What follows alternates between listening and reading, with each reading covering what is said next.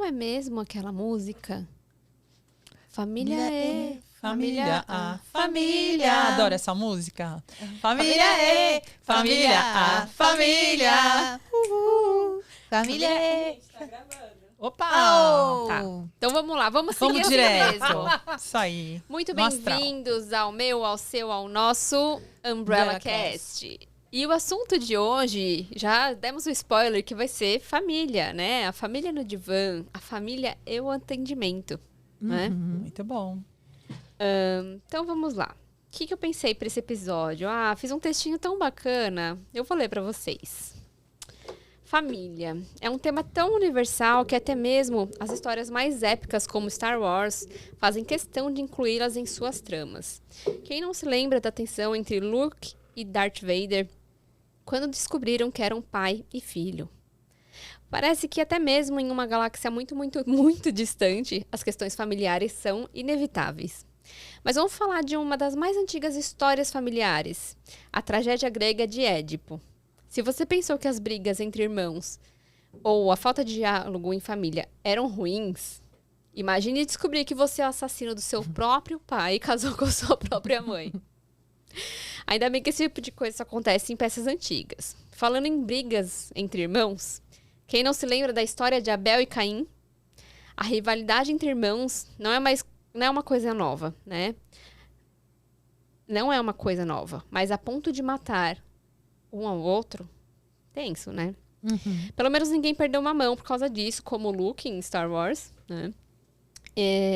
Mas eu vou dizer assim, de todas as famílias, talvez a mais disfuncional talvez... A minha. Eu quase também falei a minha. É a minha, desculpa. Muito Boa, bom. boa. Olha, gente, a operadora aqui, ela já tá deitando no nosso divã, já tá fazendo uma formação em psicanálise de tabela aqui e toda envolvida nas questões psida. E a Isadora é uma jovem adulta. É uma jovem adulta, né? Mas é justamente essa a questão, a gente poder olhar para as famílias e pensar, toda família vai ter sua particularidade, né? Eu ia trazer mais um clássico, que é os Simpsons, né? Então, Nossa, assim, quem fantástico. não se lembra do Bart e da Lisa e dessa rivalidade e também do amor fraternal entre eles dois, né? Amor e ódio, né? Amor e É ódio, tiro, porrada e bomba. né? E um pai tão disfuncional como Homer, né? Um clássico também, a gente vê lá questões, por exemplo, como o alcoolismo, que é tratado, né, assim, de forma cômica, né? Sim. Mas que na prática não tem nada de cômico. E a ideia, então, de brincar um pouquinho, né, com essas famílias e com as histórias familiares, é justamente a gente poder aproximar, né, o que é, muitas vezes, muito difícil e dolorido, né? Enfim, eu gostaria de retomar uma mensagem do Umbrella. E eu vou ler novamente, porque essa mensagem é a nossa referência, né? Se por um lado o atendimento clínico a adolescentes e suas famílias ainda é motivo de muita angústia e negação, por outro, essas angústias são muito mais normais do que pensamos e abordar de forma leve e prática será uma das formas de dialogar com adolescentes e suas famílias, né? Esse é o nosso papel aqui. Trazer essa abordagem de forma leve, mesmo sabendo que são temas difíceis e dolorosos, né? E com vocês, temos aqui hoje as convidadas, né, de sempre, que são membros do Umbrella. Denise Santos. Oi. Denise, conta pra gente a sua expectativa pro episódio de hoje. A minha expectativa é sempre alta e hoje começamos de um jeito, digamos, mais divertido, então eu tô na expectativa também de dar boas gargalhadas com as histórias, as minhas histórias familiares e também ouvir as histórias que atravessam a nossa clínica e o nosso tempo contemporâneo também. Muito bom. E Luciana de Rosa. Olá, tudo bem? Bem-vindos. Olha, eu também numa expectativa aqui de que a gente dê risada, mas acho que a gente vai chorar se eu contar da minha. Mas, enfim, acho que a gente vai poder aproximar aqueles pacientes, né? Enfim, pessoas que estão buscando uma análise, também no conjunto que é a família, né? Não só na análise individual.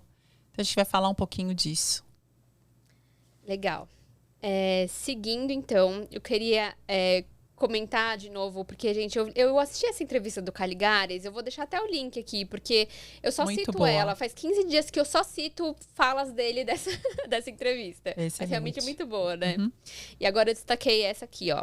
Você pode até não mudar a sua vida, mas se mudar a maneira de contar a sua história, isso pode melhorar muito, né?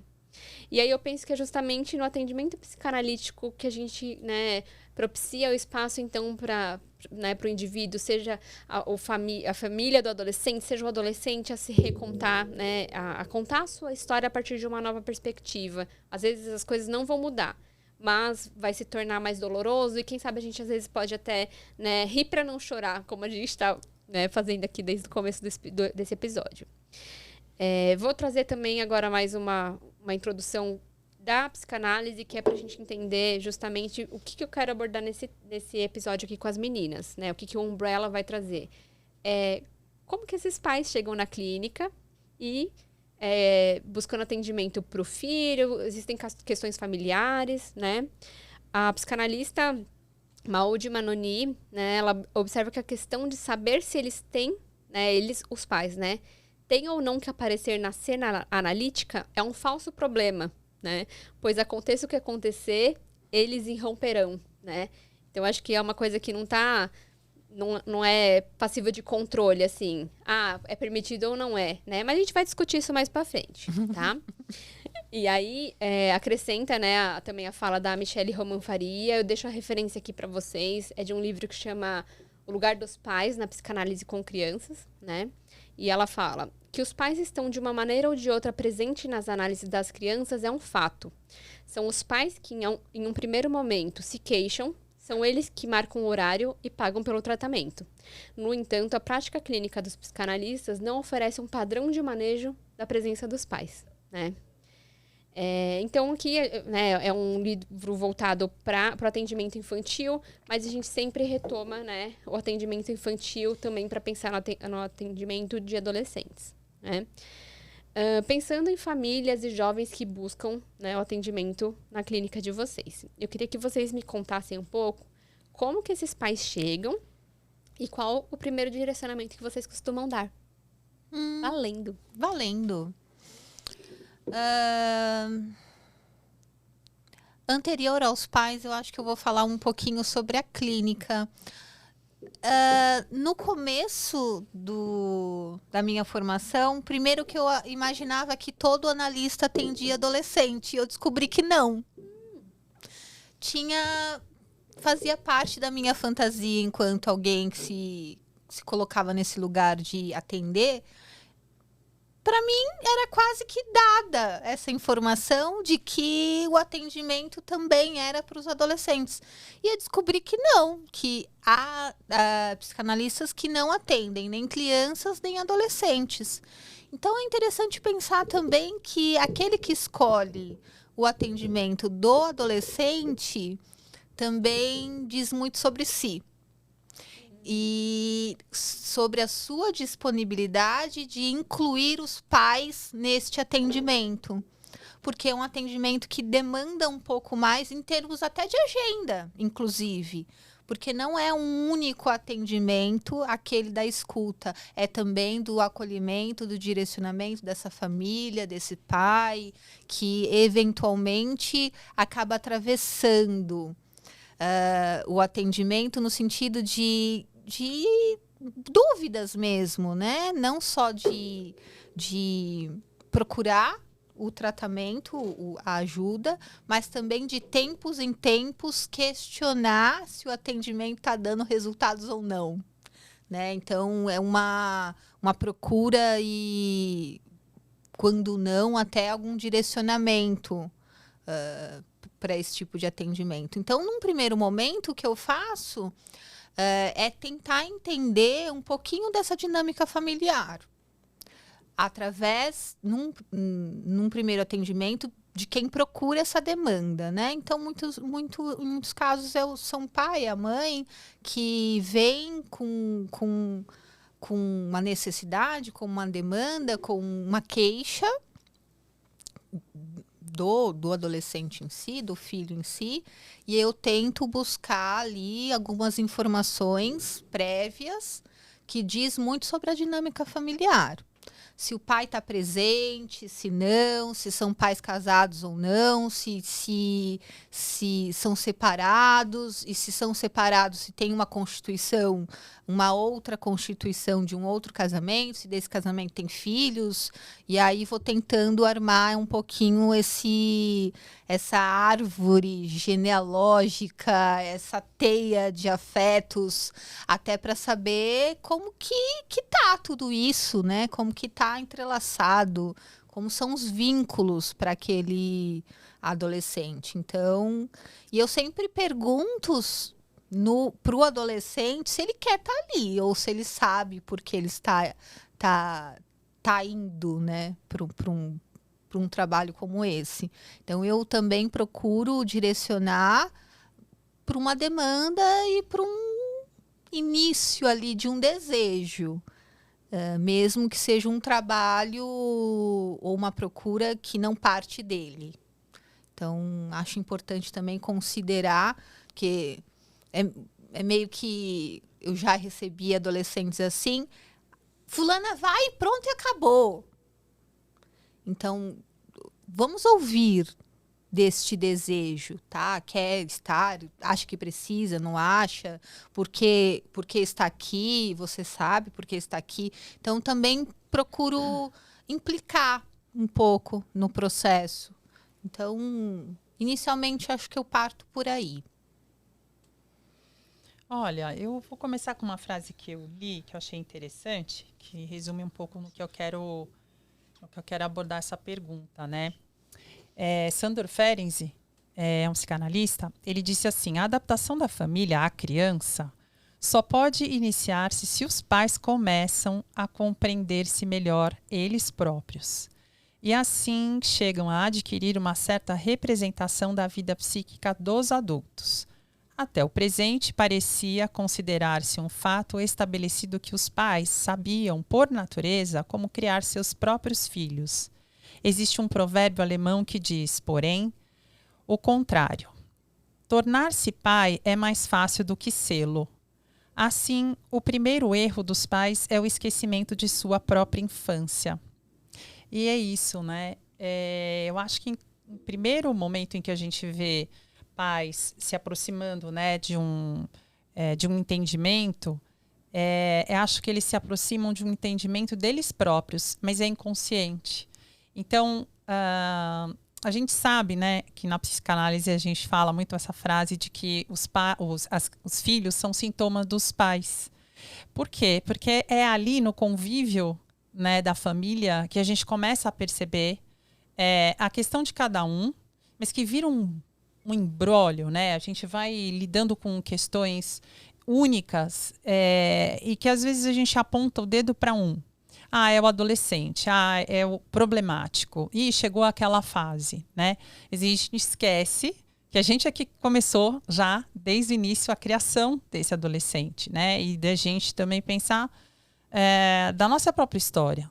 Então, quando eles chegam, essas demandas que chegam, já aconteceu do adolescente me procurar por si só, mas o pagamento, por exemplo, serem os pais. Já aconteceu também, dependendo da idade, sempre o pai ou a mãe ou os dois procurarem um atendimento. Então, não tem um padrão. Acho que assim vai muito de acordo com essa dinâmica. Né? A ansiedade, às vezes a ansiedade muito grande dos pais, e aí você percebe que o adolescente, ele não tá tudo bem ali, a princípio, né?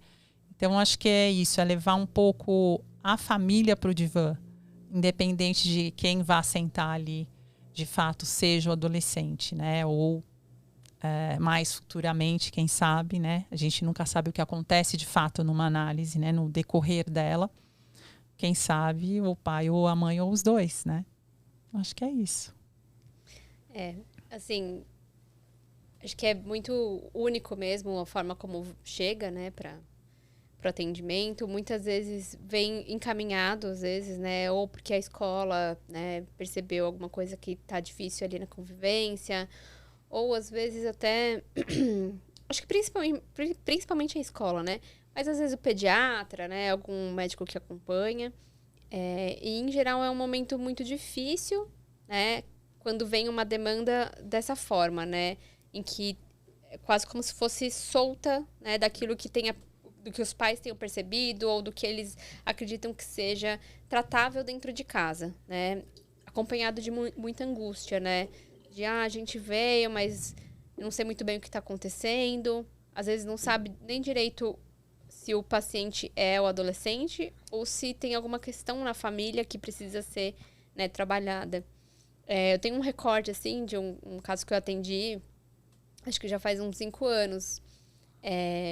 E foi um caso muito breve, porque acho que a questão era realmente familiar, né? Era dos vínculos, né? Era de alguma coisa que rolava ali entre os 3. Era um pai, uma mãe e um filho. E o menino estava no início da puberdade. E escutei algumas vezes o casal e individualmente o menino.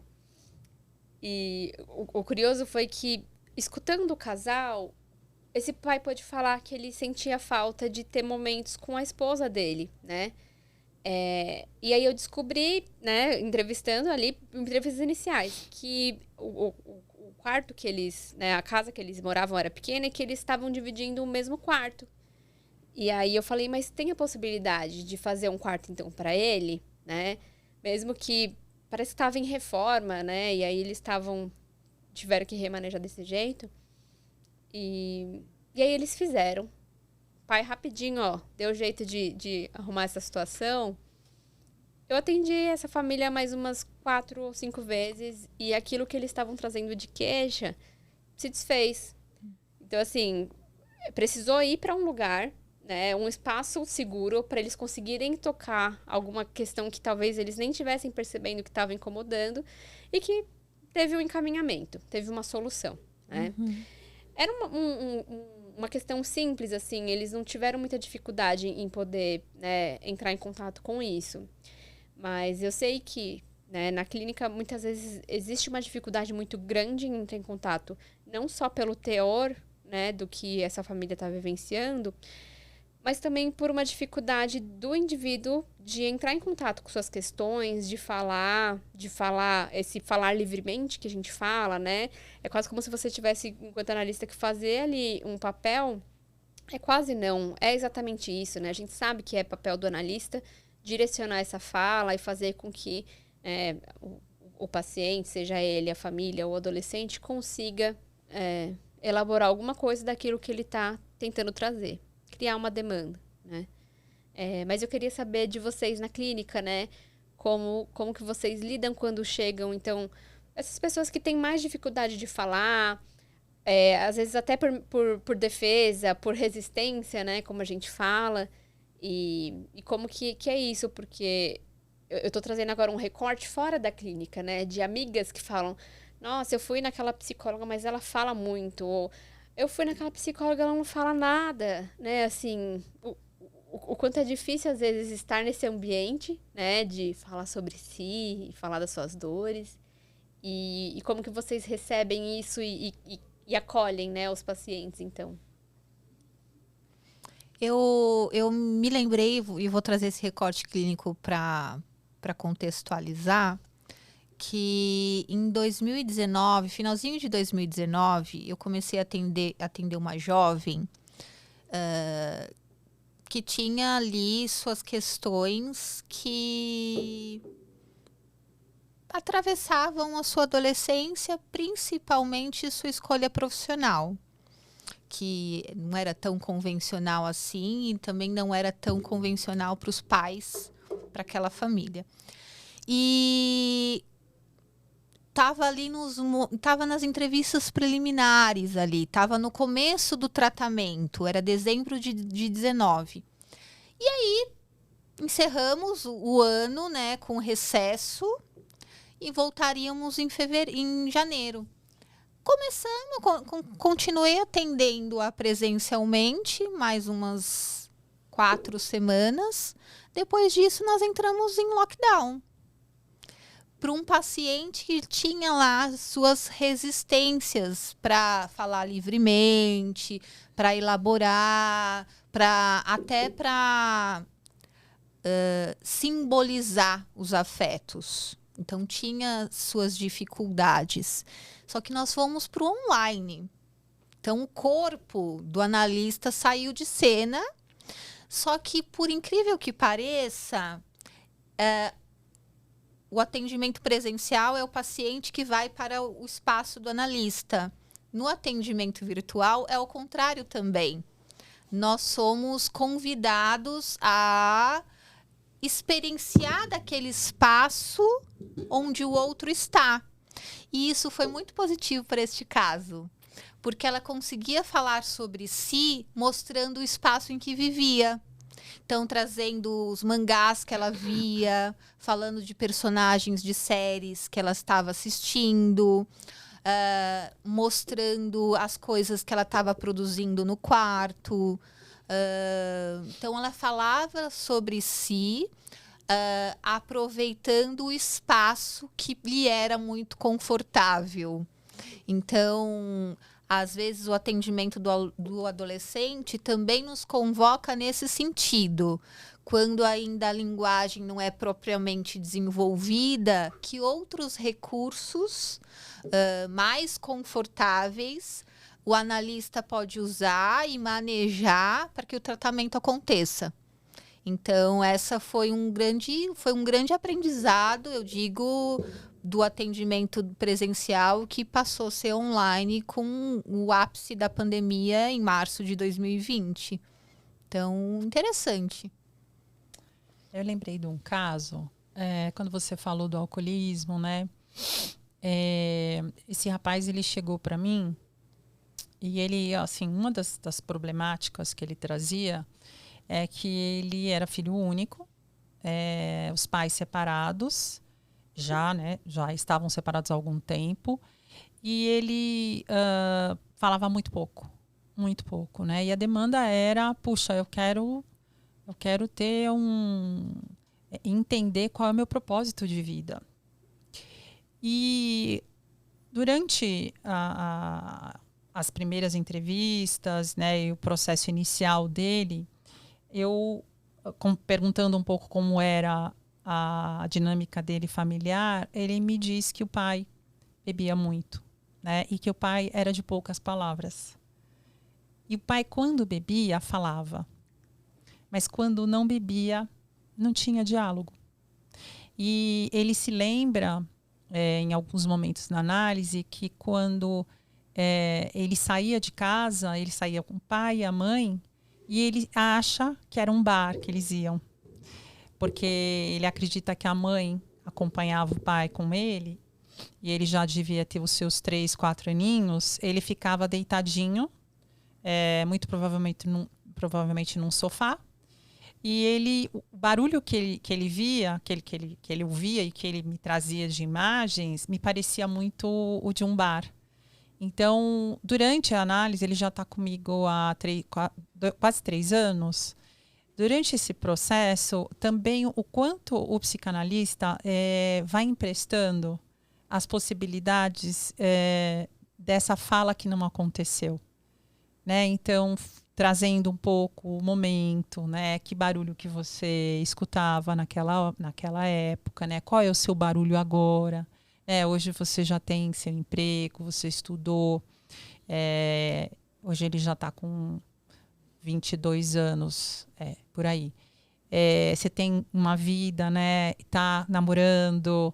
Então, vou trazendo para ele, né? Na dificuldade que ele tem de trazer a sua própria angústia, e emprestando cenários aonde hoje ele vive, e que podem estar e estão, obviamente, carregados de vínculos em que ele tem que falar.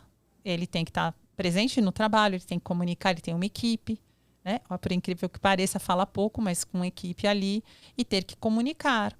E aí ele me diz, agora com uma nova problemática, eu quero ser um bom líder. Né? E um bom líder o que é? Nada mais é do que você poder dar fala, né? Escutar o seu time para poder devolver a sua pretensa sabedoria do que você entende, você enxerga ali. E aí ele começou a falar bastante, porque agora ele vê que ele precisa se pôr, se colocar, né? Então, a gente encontra situações na clínica, desde crianças com 10 anos a jovens com 22, com certa dificuldade mesmo de falar. E a gente tem que se emprestar ali também. E acho que também ter paciência. O momento, né, do desejo, ele vai surgir, a vontade de falar, né? Acho que é saber esperar também. Sim. Uma coisa que eu escuto bastante, principalmente em um momento de emoção, ai, desculpa. A pessoa se desculpando porque tá chorando, porque tá emocionada. E eu sempre falo assim, se você não puder chorar aqui, você vai chorar aonde? Aqui é o lugar pra você poder chorar. Ou xingar, né?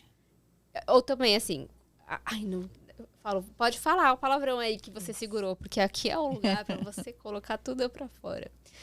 E eu acho que às vezes também tem esse saber do senso comum que eu não vou pra terapia porque eu não quero ficar chorando e falando das minhas dores.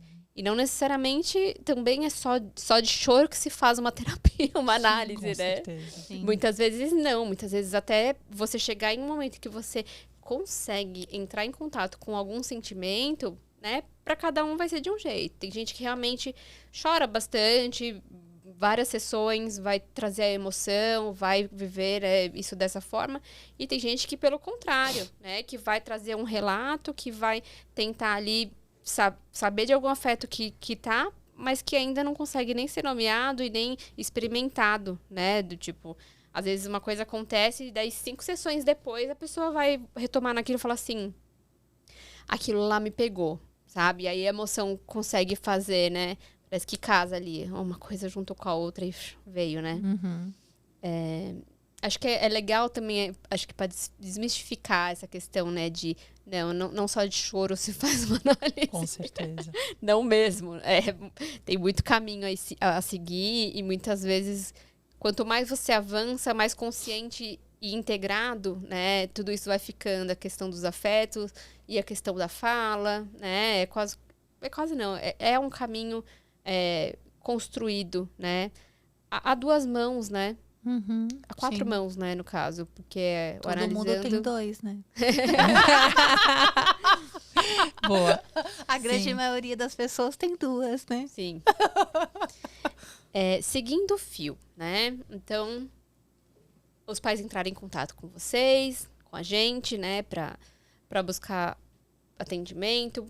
Acontece do próprio filho falar, eu quero, né? Falar com uma psicóloga, eu estou passando por questões que eu preciso de um atendimento.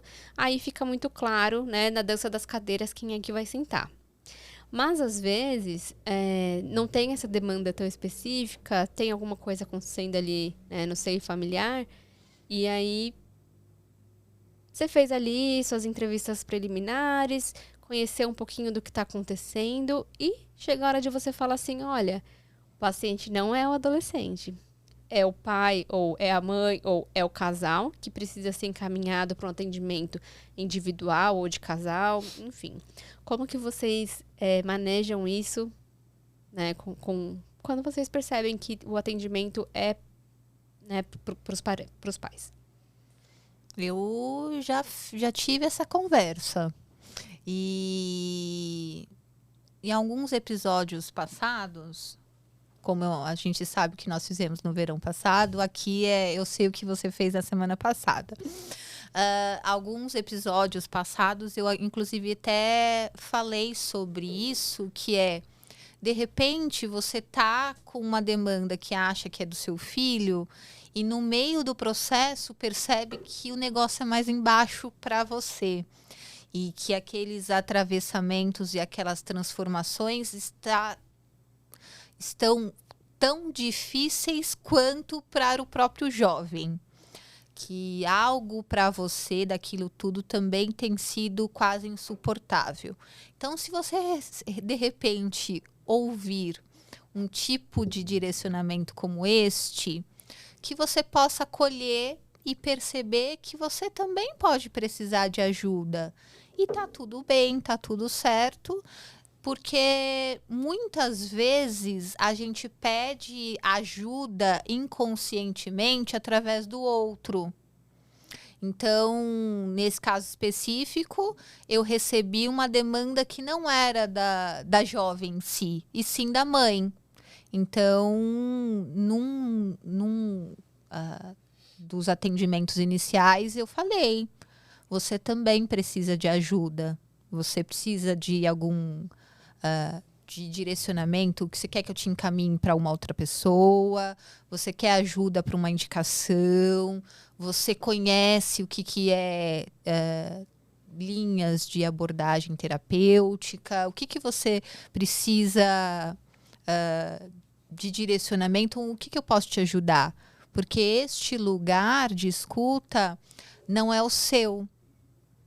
Eu sou a analista da sua filha, não posso ouvi-la, não posso ouvir você, mas eu posso te encaminhar pessoas que podem acolher isso que você está trazendo como demanda, como angústia, como sofrimento. Então, acho importante também acolher e, na medida do possível, direcionar, né? Ajudando ou encaminhando para um colega ou... acho que faz sentido também. Não é apartado, né? Acho que tá tudo ali meio... é um imbróglio. E isso também precisa ser ouvido. Sim. Eu lembro de um caso, na verdade, assim, só para contextualizar. Eu trabalhei ativamente na rede do CEP, né? A rede da escola onde eu estudei, uma rede de atendimento. E fazia triagem das pessoas que chegavam para fazer um processo de análise. Essas pessoas chegavam, no caso desse caso que eu lembro agora, e muitos eram assim, aonde a mãe trazia a filha, né, e que a análise era para a filha, uma filha com 17 anos na época, e a filha... as duas apareceram na tela, porque era um atendimento inicial online. E aí eu pedi para primeiro conversar com ela e depois falar com a mãe, né, individualmente. E conversando, enfim, com a mãe, depois que atendi a menina, fui conversar com a mãe.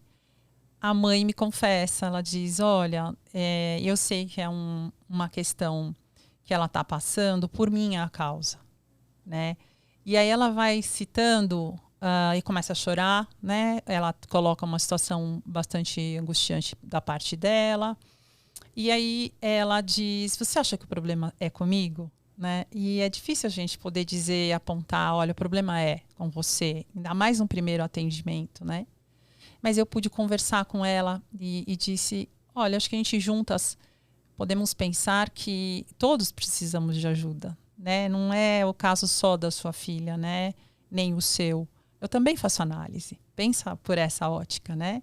Então, por que não? Por que você não pode procurar também? Aí ela bem que gostaria, né? Você acha possível eu fazer o processo também aqui de triagem? Eu falei, com certeza eu vou te indicar, né? Porque eu acho que você me conta aqui é bastante importante e me parece que você tem o desejo. Ela falou, sempre tive. E foi tão legal porque depois a gente acompanha os casos, né? As duas se mantiveram em análise com outro profissional. A gente encaminha, né, quem faz a triagem. E aí obviamente você não sabe como é que está o caso, mas você sabe o quanto tempo o paciente está lá, né, com os analistas, cada um com o seu analista, né? Não era uma terapia de família.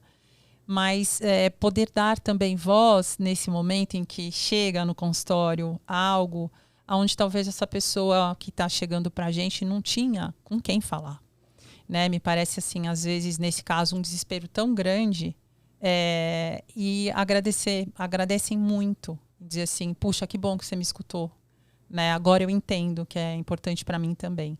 Então, assim, inúmeras as pessoas que chegam no consultório, a gente pode pensar que quer uma escuta, né? E a gente está ali para isso.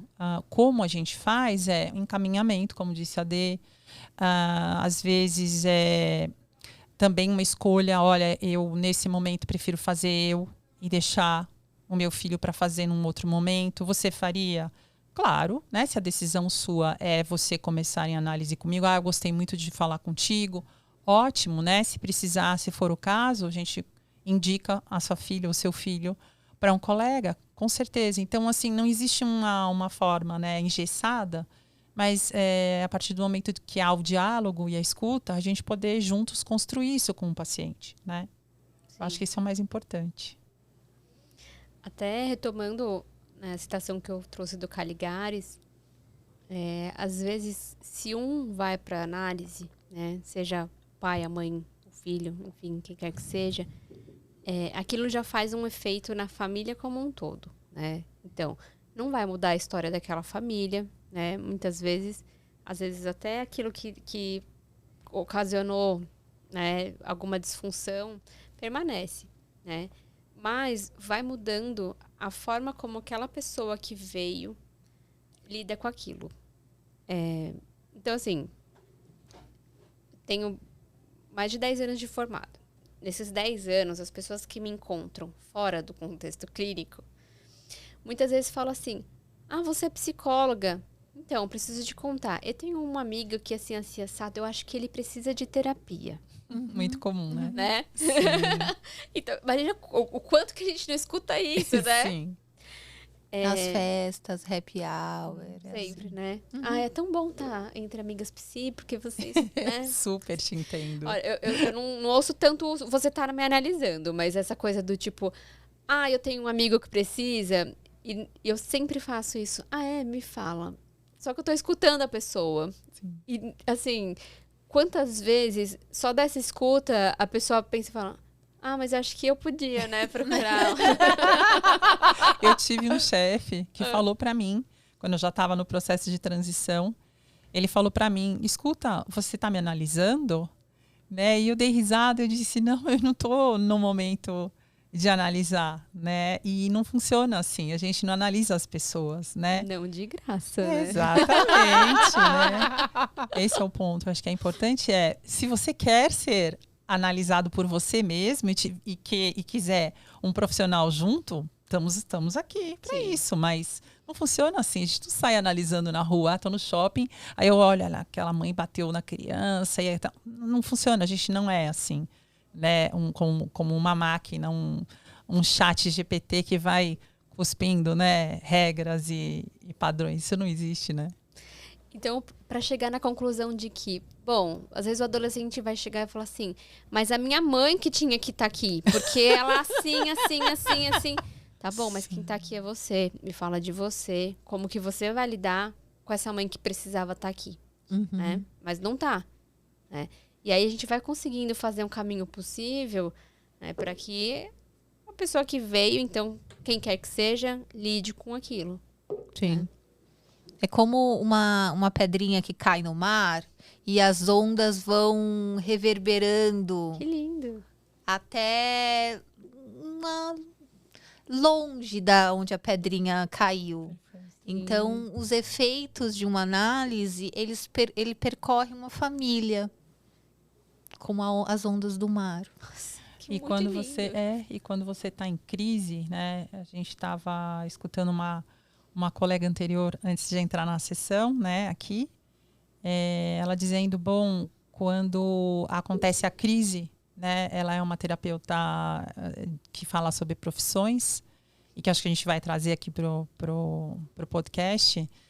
Ela fala, e no momento da crise aí sim é que as coisas são faladas, né? É exatamente isso. Às vezes você está falando de uma outra pessoa ou dizendo essa pessoa precisa da análise, mas você está se identificando com aquilo.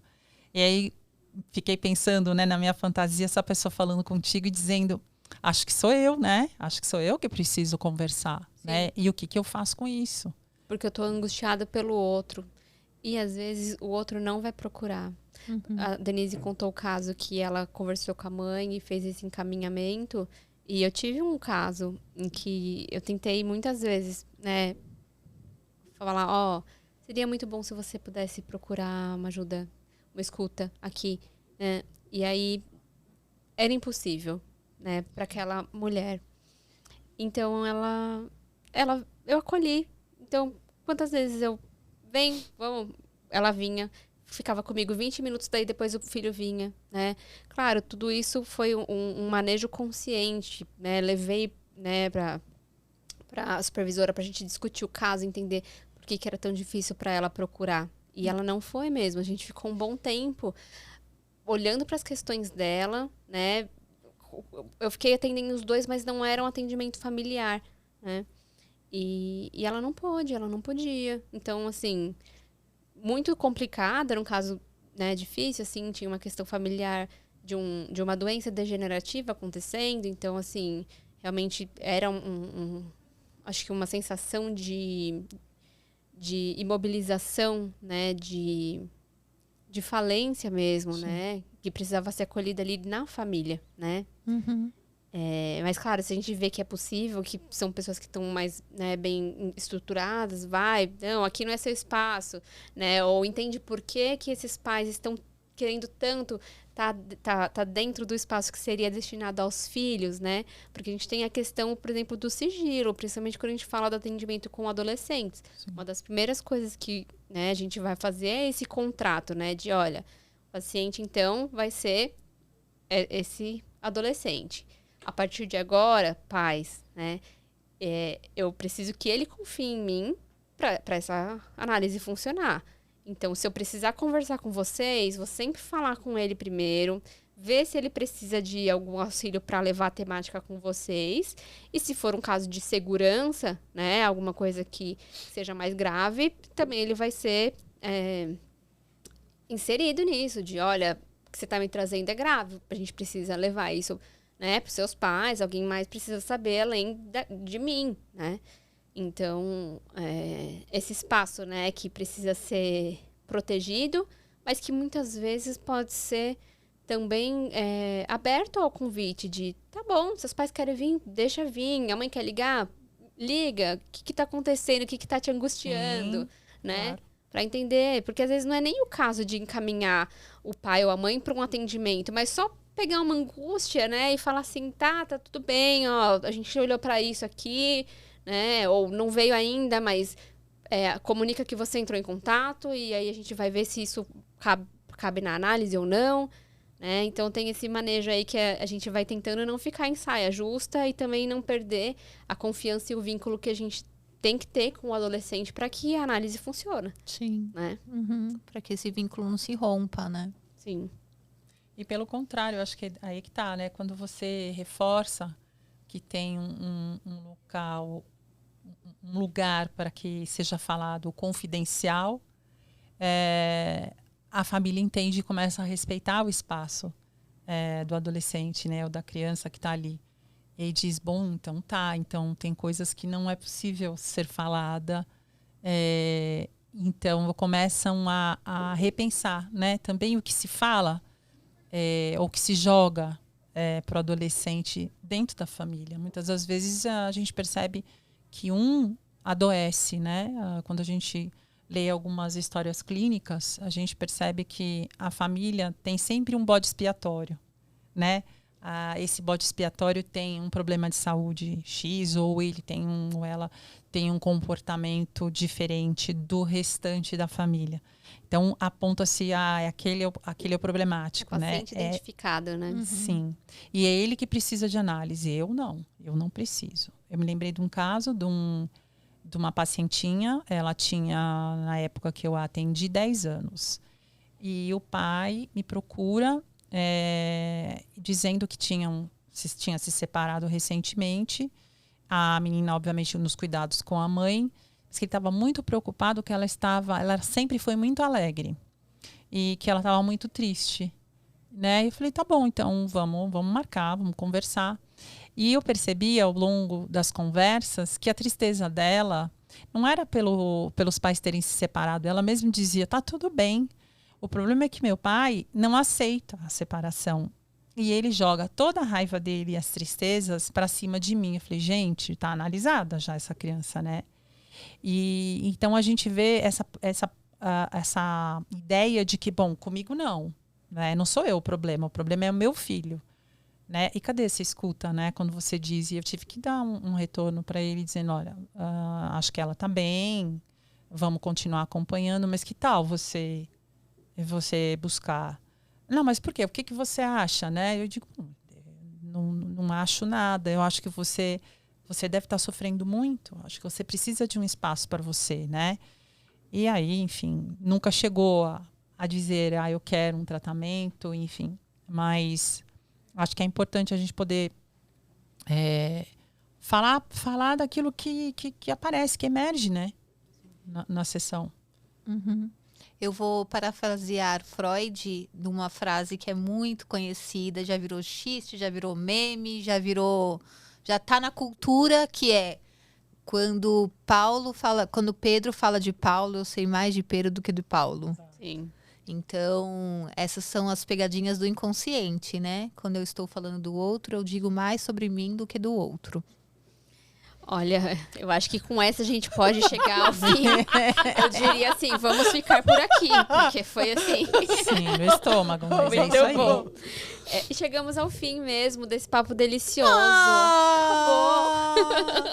Sério? O que eu queria contar para vocês que estão nos assistindo? Primeiro, se inscreve no canal, ativa o sininho.